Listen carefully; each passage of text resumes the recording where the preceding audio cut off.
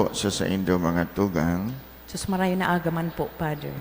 So ngunyan po nasa ika-6 na Domingo na kita kan pagkabuhay liwat ni Kristo na sa tong kagurangan. And today we celebrate Mother's Day. So upakantaan sa tong mga ina na mga yaong bigdi. So rumdo monta so mga buhay, so mga gadanta ng ina. Amo po. So at this last day of the Easter season, so we are being reminded about the importance of the mother.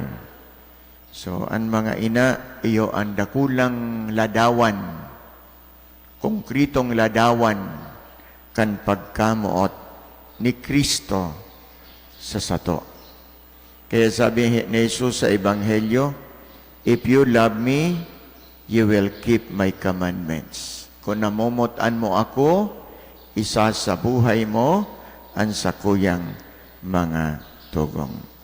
So, ngunyan, ang satuyang mga ina, nahihiling po niya to na danay ang sa indang pagkamuot sa sato. As in, sa laog kan sa indang pamilya, sa indang mga aki. Danay ang mga ina na nagsasakripisyo. Amo po sa taho ning pagtios, sige sana, day nagpupulaw, nagmamataning amay, nagtatrabaho, maski pagal na, so maski nasasakitan na, sige sana, danay na nagpapatawad, maski mapagal, maski masakit, asin ang pagkamuot kan sarong ina, sarong pagkamuot na daing kapantay. Ningulitaan sa indang pagkamuot, mayong kondisyon. Maski sutil ka, maski pastidyo kang aki, maski tarantado ka, padagos kang kinakamutan. As in, padagos kang sinasabot kan sa tuyang mga ina. So, mapagal ang buhay ng sarong ina bilang servidor sa laukan pamilya. May bisis nga ni pag may aki na, igwang halangkaw na trabaho, sinasakripisyo sa trabaho. Dahil na, abo nang magtrabaho. Tangani na lingkudan sana, kamutan ang sa iyang mga aki, ang sa iyang pamilya. Aro kayan ang sarong ina. Amo po, maski pagal na, sige sanang lingkod, dahil nagpaparagirirong. And, bakong madali ang buhay ng sarong ina. Bakong madali mamuot. Amo po, may bisis, igwaning ina na nakukulgana, alagan, maski sa tao ning kulog, sa tao ning pagpakaraot, padagos na namumuot ang sarong ina. Iyan ang tunay na pagkamuot na sinasabi ni Jesus. Amo po, na ang tunay na pagkamuot, bako sanang sa tataramon, kundi ang tunay na pagkamuot, nahihiling sa aksyon, igwang aksyon, igwang gibo, ang pagkamuot. As in, nahihiling tayan sa satuyang mga ina. Ang satuyang mga ina, iyo ang refleksyon kan mayong kondisyon na pagkamuot ning mahal na Diyos. Anong mga bagay iyan? Ang satuyang mga ina, mapasensya sa taho ning sakit. Amo po, pag kita baga, nakakamati ning mga pagsakit, yaon ang danay na pagpasensya kan sa tuyang mga ina. Ang mga ina maimbod na nag-aataman sa iyang mga aki, nag-aataman na naglilingkod sa iyang mga aki. Amo po, so selfless and serving ang sa tuyang mga ina. Di nag-iisip para sa indang sadiri, kundi ang iniisip kung paano maglingkod sa iyang pamilya. Kung paano maglingkod sa iyang mga aki. Kaya ini ang sinasabi ni Jesus sa Ebanghelyo ngunyan, daita ka mo, babayaan na ilong. So, arug man ka ini ang puso kan mga ina niya to. Dahil nung kita babayaan, amo po kan sa tuyang mga ina, danay na yaon ang sa indang makainang presensya sa satuyang pagkabuhay, puon sa indang tulak, sa kung nakita nagdarakula, amo po, the presence of the love of the mother is always there. Amo po. Padagos na ang mga ina na nagtatauning seguridad sa mga aki. Nagtatauning kusog sa mga aki. Araal daw na pagkabuhay. Yaon ang satuyang mga ina. So kaya, ang tanda kan presensya kan satuyang ina sa laog kan satuyang harong, tanda kan pagkamuot kan Diyos sa lambang saro. Kaya ang pagkamuot ning ina, ladawan, konkretong ladawan kan pagkamuot ning kagurangnan. Ano ta konkretong ladawan? Ning ulitayaon ang pagsakripisyo ning ina sa iyang mga aki, sa iyang pamilya. Yaon an mayong hinahalat na balos na paglingkod ning ina sa laog kan sa iyang pamilya. So, yaon ang pigaapot ang unconditional love of a mother to her children. Amo po, dawa, grabe ang pastidyo kan mga aki. Sige sana, sinasabot, iniintindi, alagad padagos na namumuot ang mga ina. Tuninong sanang namumuot sa iyang pamilya, sa iyang mga aki. Asin an ina, iyo po ang inot na katikista sa iyang harong, sa iyang mga aki. Ano ta inot na katikista?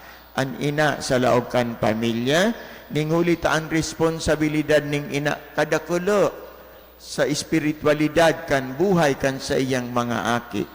Ang mga ina dapat iyo ang nagtutukdo na mga ang mga ina iyo ang dapat nagtutukdo na magpatinawad-tawadan sa laog kan pamilya.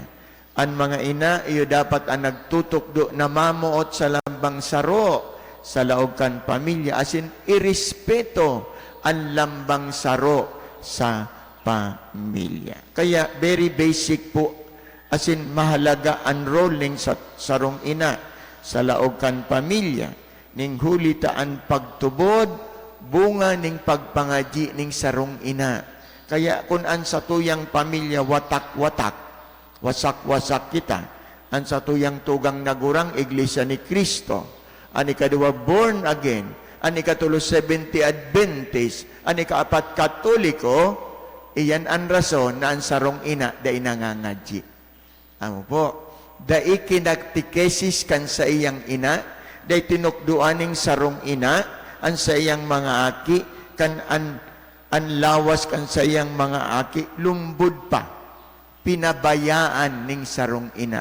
Ini ang tanda na ang sarong ina, bakong mapinamibi sa iyang pamilya. Kaya, importante ang pangaji ning sarong ina sa laog kan sarong pamilya. Mahalaga ang presensya kan ina sa laog kan pamilya.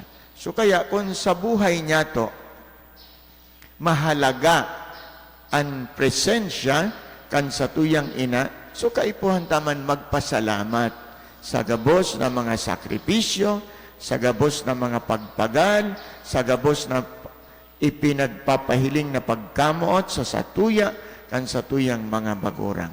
Panuta mapapahiling ang satuyang pagkamuot, balos na pagkamuot sa satuyang mga ina. You have to spend time with our mother. Taw ang taning panahon ang satuyang mga ina. May basis nga ni may hilang na ang satuyang ina, mayo na kita laman na panahon na magdungaw. Ma na kitang panahon na magbisita.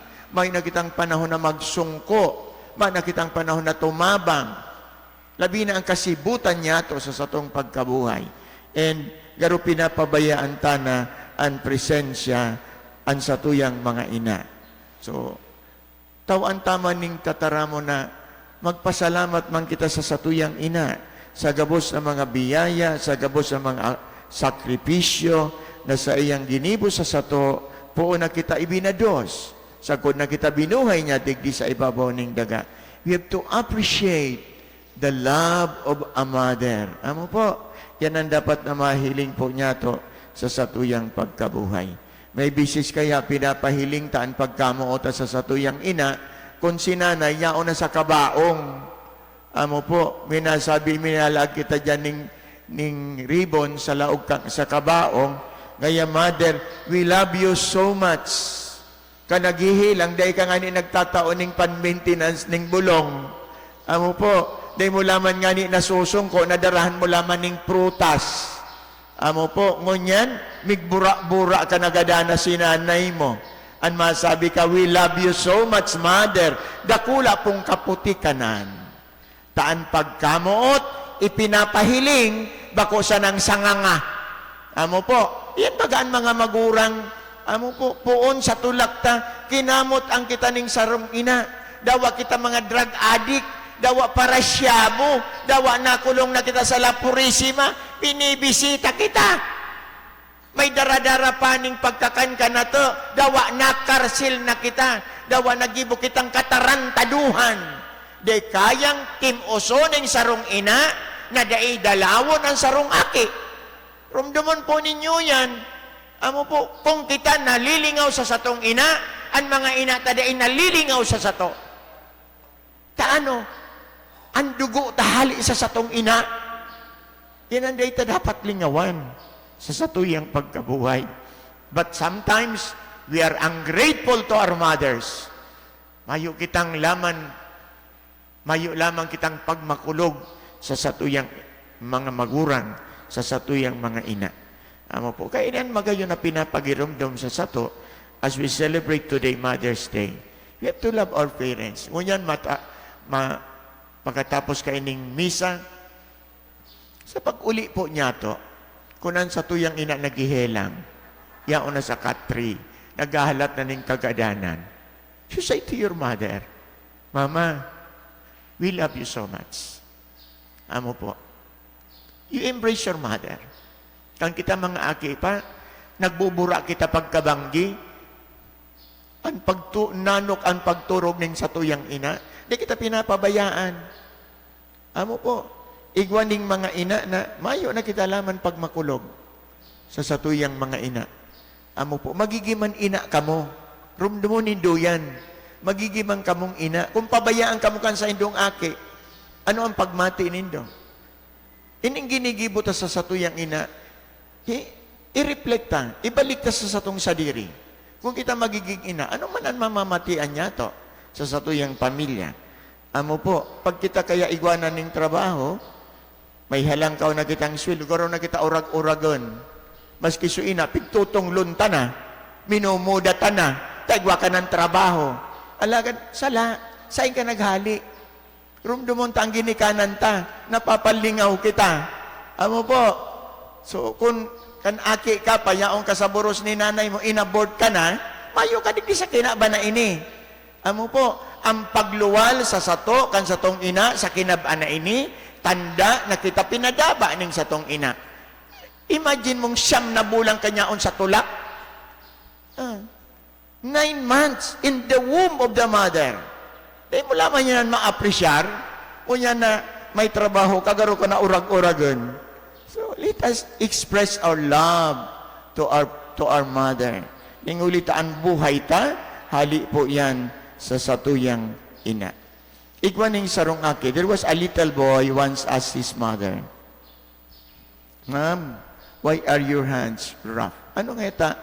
An sa imong kamot, may mga kubal-kubal, sabi kan aki.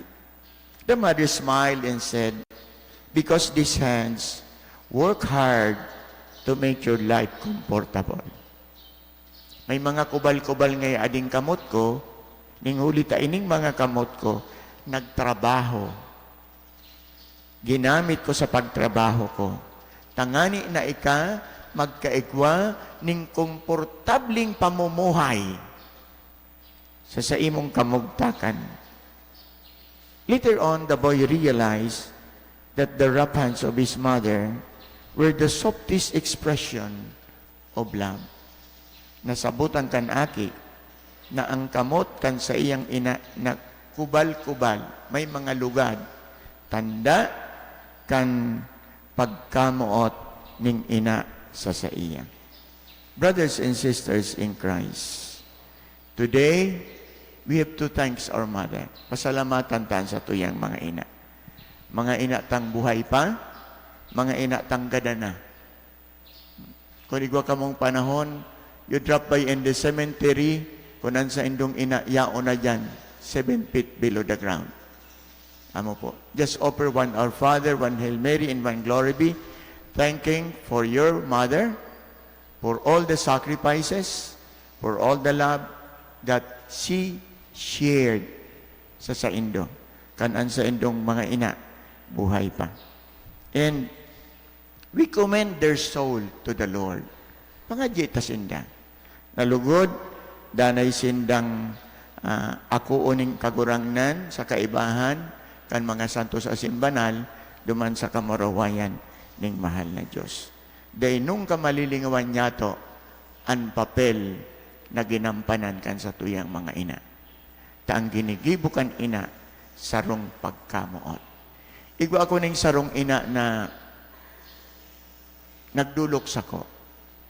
Sabi niya, Father, pagal na akong mamuot, pagal na ako sa agom ko, kinukulugan ako, Father. Every time na siya burat, binabanatan akong kinukulugan. Habo na ako, Father, gusto ko nang suhayan. Alagad, di ko masuhay-suhayan ang agom ko, Father, para sa mga aki ko.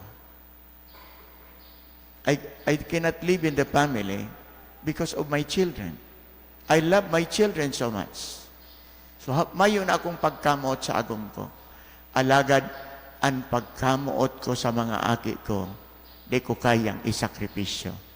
So, kaya so agom, nagdadanay pa, maski nasasakitan, maski nadidipisilan.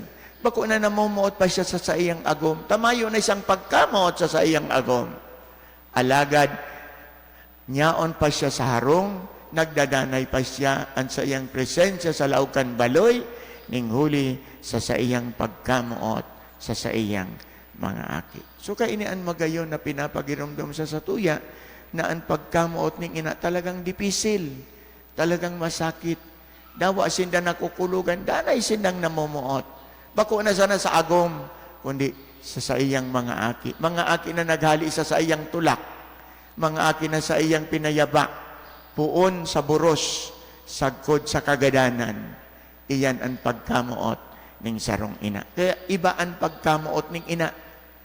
Amo po, rumdumon ta po yan. Iba ang pagkamuot ning ina sa pagkamuot kan sa imong agom. Kaya di mo ipagribay ang pagkamuot kan sa imong agom sa pagkamuot ning sa imong ina.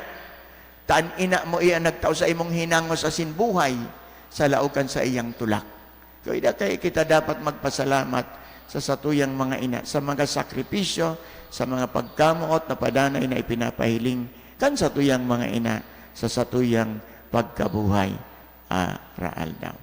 Ano ang challenge sa satuya as we celebrate the 6th Sunday of Easter and also Mother's Day, ngunya na Domingo? Habang buhay pa ang satuyang mga ina, dapat kamot antaan sa tong ina. No?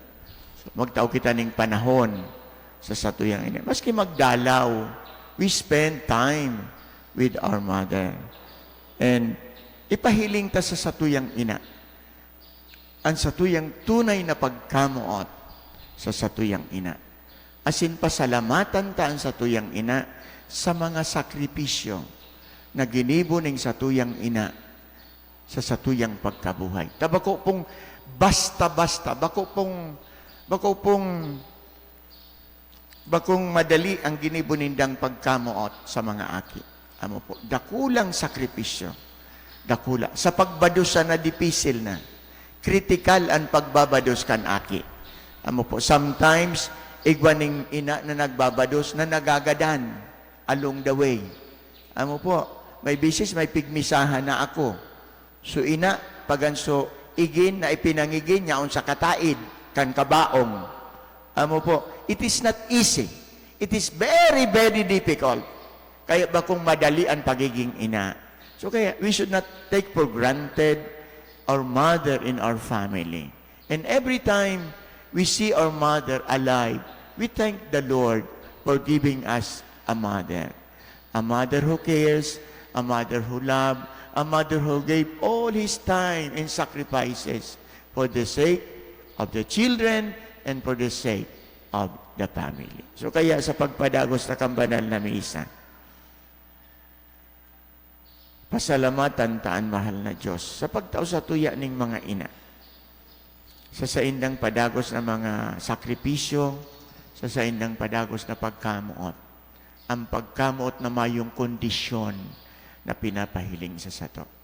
Asin lugod, ining mga ihemplo ning pagkamuot ning mga ina, timuson niya to, asin arugon niya to, tangani lugod na ang pagkamuot na ini, maihirastaman sa satuyang kapwa sa inmang kita paduman.